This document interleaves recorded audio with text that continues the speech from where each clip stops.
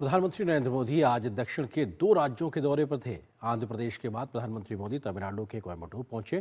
प्रधानमंत्री ने वहां दक्षिण भारत प्राकृतिक कृषि सम्मेलन का उद्घाटन किया तो देश के 9 करोड़ से ज्यादा किसानों के सम्मान निधि की 21वीं किश्त भी जारी की। प्रधानमंत्री ने किसानों से कम 1 एकड़ में प्राकृतिक खेती शुरू करने की अपील की और कहा कि पारंपरिक ज्ञान, विज्ञान और स्टार्टअप मिलकर देश में नई खेती की क्रांति ला सकते हैं। जलवायु परिवर्तन, मौसम की चुनौती, रासायनिक खादों का बढ़ता उपयोग और मिट्टी की कम होती उपजाऊ क्षमता किसानों के सामने कुछ ऐसी ही बड़ी चुनौतियां हैं जिनका कुछ समाधान प्राकृतिक खेती है। कोयम्बटूर में प्रधानमंत्री ने प्राकृतिक खेती के महत्व पर 3 दिवसीय दक्षिण भारत प्राकृतिक कृषि सम्मेलन का उद्घाटन किया। प्रधानमंत्री ने कहा कि प्राकृतिक खेती का विचार पूरी तरह से भारतीय है और भारत जल्द ही प्राकृतिक खेती का हब भी बनेगा। नेचुरल खेती हमें क्लाइमेट चेंज, मौसम में हो रहे बदलाव का सामना करने में मदद करती है। ये हमारी मिट्टी की सेहत को स्वस्थ रख सकती है और इससे लोगों को नुकसान करने वाले केमिकल से भी बचाया जा सकता है।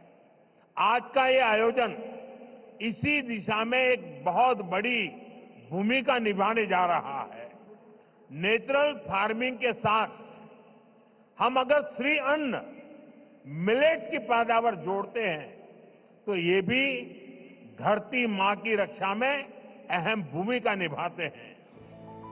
प्रधानमंत्री ने कहा कि फसलों का विविधीकरण और प्राकृतिक खेती दोनों मिलकर ग्रामीण भारत की अर्थव्यवस्था को नई ऊंचाई देंगे। उन्होंने बताया कि मौजूदा केंद्र सरकार ने खेती और किसानों के लिए बीते 11 वर्षों में कई ऐसे कदम उठाए हैं जिससे किसानों को सीधा फायदा पहुंचा है।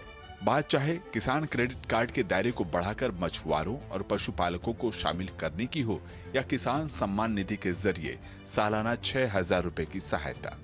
कोयम्बटूर से प्रधानमंत्री ने देश के 9 करोड़ किसानों के खाते में सम्मान निधि की 21वीं किस्त जारी की। 7 साल पहले पशुपालकों और मछली पालकों को केसीसी की सुविधा मिलने के बाद वो भी इसका जमकर लाभ उठा रहे हैं। बायो फर्टिलाइजर पर जीएसटी कम होने से भी किसानों को बहुत फायदा हुआ है। साथियों, अभी कुछ ही देर पहले इसी मंच से हमने देश के किसानों को पीएम किसान सम्मान निधि की अगली किस्त जारी की है।